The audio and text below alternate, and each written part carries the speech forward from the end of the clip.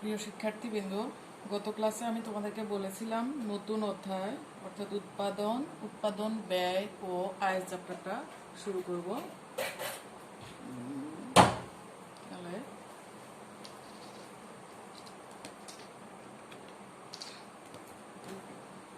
প্রথম হচ্ছে উৎপাদনটা কি।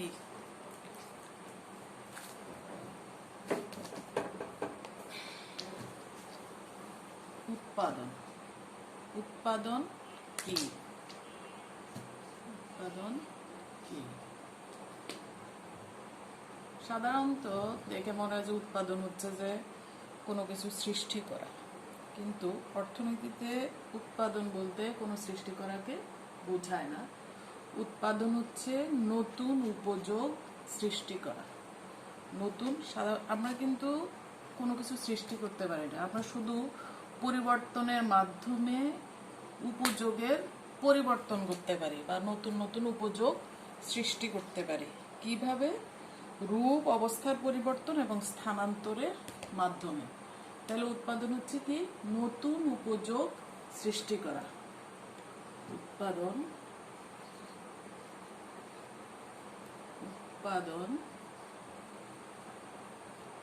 নতুন উপযোগ সৃষ্টি করা। নতুন উপযোগ সৃষ্টি করা।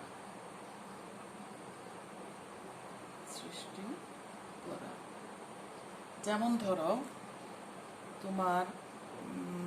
তোমার ঘরের পাশে একটা গাছ আছে, সেই গাছটার মধ্যে তুমি গাছের নিচে বসো, গাছে ছায়া পাওয়া যায়, তারপরে বাতাস পাওয়া যায়। এখন এই গাছটাকে কেটে যদি আমরা আসবাবপত্র তৈরি করি, তাহলে এটার আরেক রকমের ব্যবহার হবে না, মানে হচ্ছে যে উপযোগটা আরেক রকম, নতুন উপযোগ সৃষ্টি হলো। তাহলে উৎপাদন হচ্ছে কি? নতুন উপযোগ সৃষ্টি করা। নতুন উপযোগ সৃষ্টি করা। এরপরে আসো, এই চ্যাপ্টারটাতে আমরা পড়ব উৎপাদন বিধি। উৎপাদন বিধি। এখানে উৎপাদন বিধি আলোচনা করার আগে আমাদের আরেকটা জিনিস বোঝা দরকার, সেটা হচ্ছে তোমার স্বল্প মেয়াদী উৎপাদন, দীর্ঘমেয়াদী উৎপাদন। স্বল্প মেয়াদী উৎপাদন অপেক্ষকটা কিরকম? স্বল্প মেয়াদী উৎপাদন অপেক্ষকটা হচ্ছে স্বল্প মেয়াদী উৎপাদন অপেক্ষক। এটা হচ্ছে যে তোমার উৎপাদনের উপকরণ, সবগুলি উপকরণের পরিবর্তন করা সম্ভব নয় স্বল্প মেয়াদে।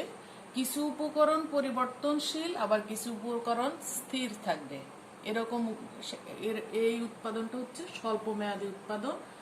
আর দীর্ঘমেয়াদী উৎপাদন হচ্ছে দীর্ঘমেয়াদী উৎপাদনটা হচ্ছে যে সকল উপকরণ পরিবর্তনশীল, সকল উপকরণের পরিবর্তন সম্ভব, সেটা হচ্ছে দীর্ঘমেয়াদী অপেক্ষক। এবার আসো, তাহলে উৎপাদন বিধিতে স্বল্প মেয়াদীটা যদি আমরা চিন্তা করি, উৎপাদন বিধি সেটা স্বল্প মেয়াদীতে আমরা আগেই বলেছি যে স্বল্প মেয়াদী উৎপাদন অপেক্ষক হচ্ছে যেখানে সকল উপকরণের পরিবর্তন করা সম্ভব নয়, কিছু কিছু উপকরণ স্থির থাকে, কিছু কিছু উপকরণ স্থির থাকবে। তাহলে উৎপাদন বিধি এটা হচ্ছে স্বল্প মেয়াদের সাথে বিবেচ্য, কারণ এখানে সকল উপকরণের পরিবর্তন করা সম্ভব নয়, কিছু কিছু উপকরণ স্থির থাকবে। তাহলে উৎপাদন বিধি আছে তিন রকমের: ক্রমবর্ধমান প্রান্তিক উৎপাদন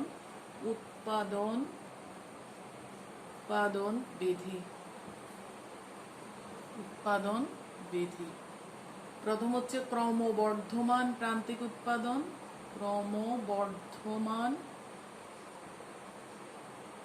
প্রান্তিক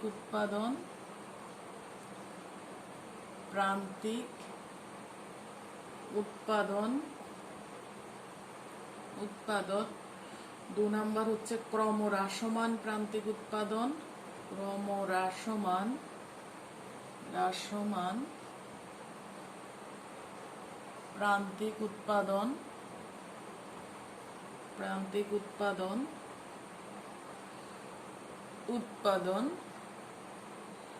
আর 3 নাম্বার হচ্ছে স্থির প্রান্তিক উৎপাদন।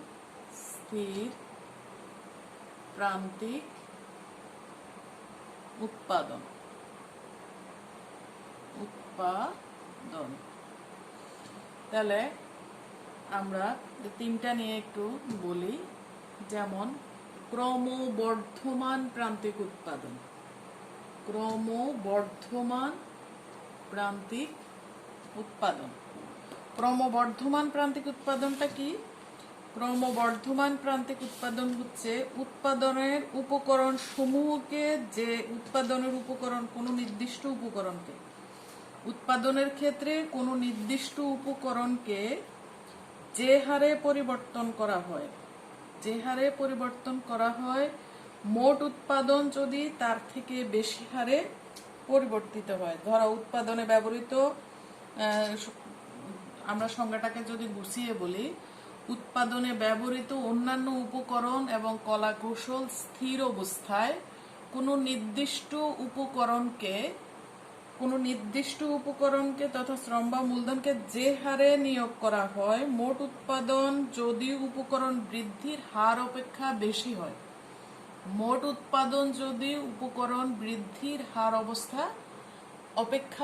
বেশি হয় তখন তাকে বলে ক্রমবর্ধমান প্রান্তিক উৎপাদন।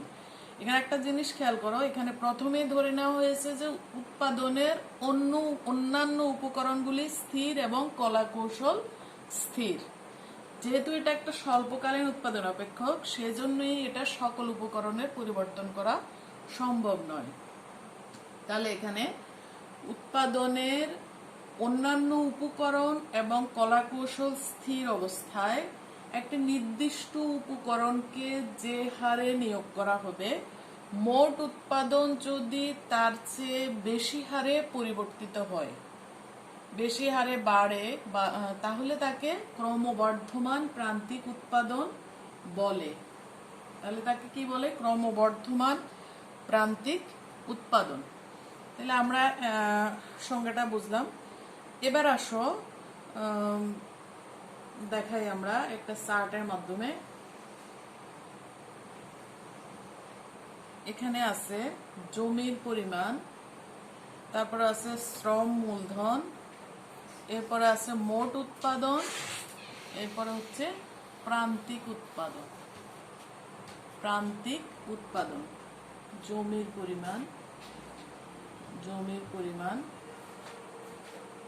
পরিমাণ, তারপরে হচ্ছে শ্রম মূলধন,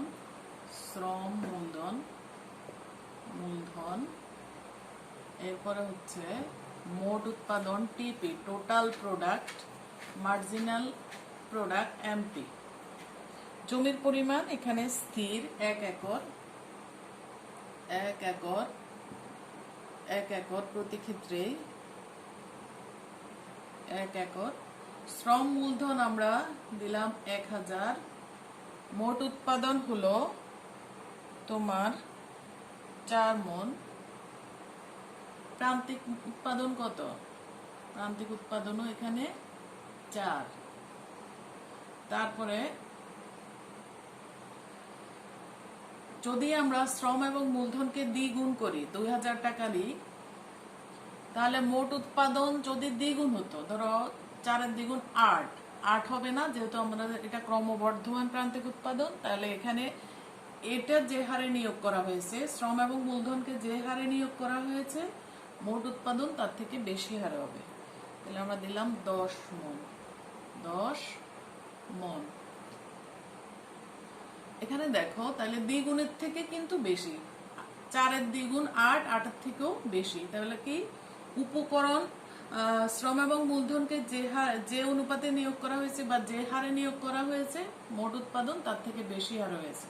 তাহলে প্রান্তিক উৎপাদন কত? প্রান্তিক উৎপাদন হচ্ছে যে পরেরটার থেকে আগেরটাকে বিয়োগ করে দিবা, তাইলে 10 বিয়োগ 4 অর্থাৎ 6 মণ। এরপরে যদি আমরা শ্রম এবং মূলধনকে 3 গুণ করি, শ্রম এবং মূলধনকে 3 গুণ করলাম, 3 গুণ করার পরে মোট উৎপাদন 3 গুণের বেশি 20 মণ হলো, 20 মণ। তাহলে এখানে প্রান্তিক উৎপাদন কত? 20 বিয়োগ 10, অর্থাৎ 10 মণ। তারপরে আসো এটাকে আমরা 4 গুণ করলাম, 4 গুণ করলে কত হলো? দিলাম আমি 35 মণ। এখানে তাইলে প্রান্তিক উৎপাদন কত? 35 বিয়োগ 20, 15 মণ। এটা আমাদের 60। এখানে দেখো ক্রমবর্ধমান প্রান্তিক উৎপাদন, তাহলে প্রান্তিক উৎপাদন ক্রমশ বর্ধমান, প্রান্তিক উৎপাদনটা ক্রমশ বর্ধমান। প্রথমে 4 ছিল, তারপরে 6 হলো, এরপরে 10, এরপরে 15। এবার আসো আমরা যদি এটাকে চিত্রে রূপ দিই, চিত্রে রূপ দিলে কি অবস্থা হয় দেখো। ক্রমবর্ধমান প্রান্তিক উৎপাদনের চিত্রে রূপ যদি দিই, দেখো 4, 10, 20, 35। আচ্ছা, চিত্রে রূপটা দিতে গেলে আমাদেরকে এক্স অক্ষ ওয়াই অক্ষ ধরে রাখতে হবে।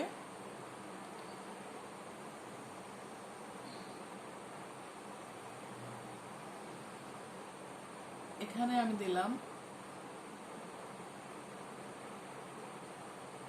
মোট উৎপাদন টিপি, এখানে হলো উপকরণ ব্যয়, উপকরণ মানে শ্রম এবং মূলধন, উপকরণ ব্যয়, উপকরণ ব্যয়, উপকরণ ব্যয়। তাহলে দেখো আমি বিভিন্ন অংশে ভাগ করে দিলাম।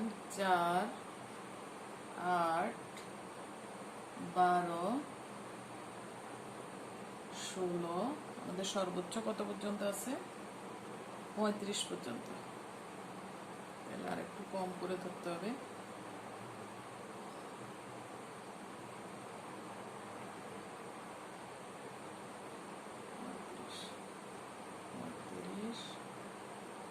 ত্রিশ, 25, 20, 15, 10,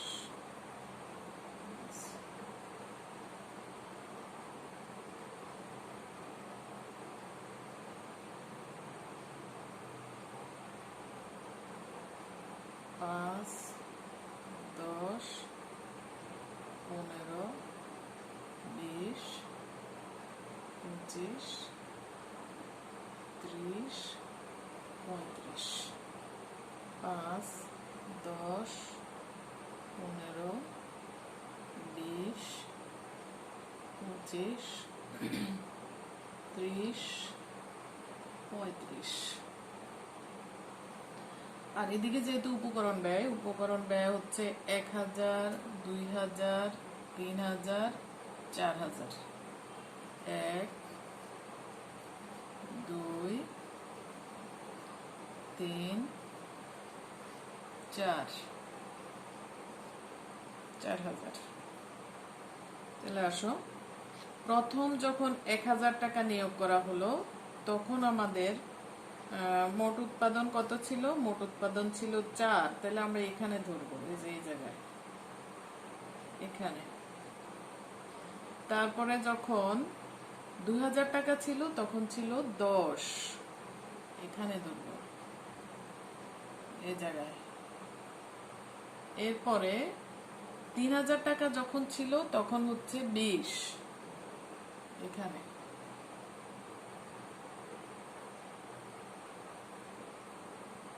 এই জায়গায়। এরপরে 4000 টাকা যখন ছিল তখন ছিল 35,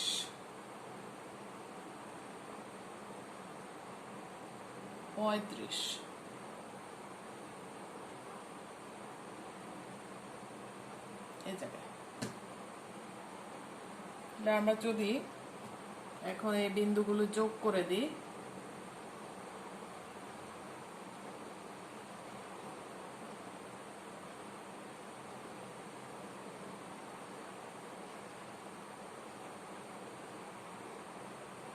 এই এটা হচ্ছে টিপি রেখা, টিপি রেখা, টিপি, এটা হচ্ছে টিপি রেখা। তাহলে দেখো এখন আমি যদি ফ্রি হ্যান্ডে দেখাই, ক্রমবর্ধমান প্রান্তিক উৎপাদনের ক্ষেত্রে টিপি রেখাটা হয় এরকম এরকম, এভাবে বাড়ে। এভাবে বাড়ার অর্থ হচ্ছে তোমার এই যে দেখো, উপকরণ যে হারে নিয়োগ করে মোট উৎপাদন বেশি হারে বাড়ে, উপকরণ যে হারে নিয়োগ করে মোট উৎপাদন বেশি হারে বাড়ে। এটা দেখা যায় না। তারপরে আসো এবার প্রান্তিক উৎপাদনের চিত্রটা আমরা দেখি। প্রান্তিক উৎপাদন হচ্ছে, এখানে নামগুলি দিয়ে দিই। এটা হচ্ছে তোমার A B C D, A B C D, এটা হচ্ছে টিপি রেখা। এবার আসো প্রান্তিক উৎপাদন রেখাটা দেখো, প্রান্তিক উৎপাদন মানে এমপি রেখাটা, এমপি রেখা, এমপি রেখাও সেম এভাবে আঁকবা। লম্ব অক্ষে প্রান্তিক উৎপাদন, ভূমি অক্ষে হচ্ছে উপকরণ ব্যয়। প্রান্তিক উৎপাদন এমপি, ভূমি অক্ষে হচ্ছে উপকরণ ব্যয়, উপকরণ ব্যয়, ব্যয়। তাহলে 1000, 2000, 3000, 4000, 1000, 2000, 3000, 4000,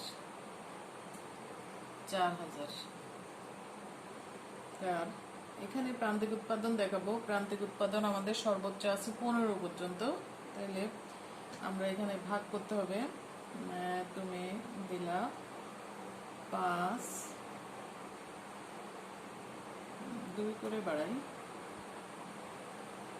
2, 4, 6, 8, 10, 12,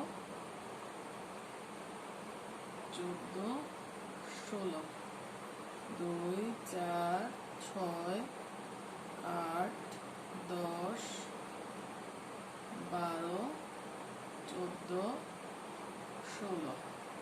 তাহলে আমরা যখন 1000 টাকা নিয়োগ করেছিলাম তখন আমাদের প্রান্তিক উৎপাদন ছিল কত? প্রান্তিক উৎপাদন ছিল 4 এই জায়গায়। 2000 টাকার সময় কত? 6 এখানে এই জায়গায়। 3000 এর সময় কত ছিল? 3000 এর সময় ছিল 10, 10 এখানে, এখানে। তারপরে 4000 টাকা, যখন 4000 টাকার সময় ছিল 15, 15 হবে এখানে।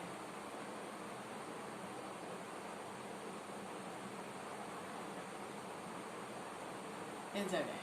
তাহলে আমরা যদি এবার এই বিন্দুগুলি এ বি সি ডি বিন্দুগুলি যদি যোগ করি তাহলে কি হবে? বিন্দুগুলি এই যে দেখো,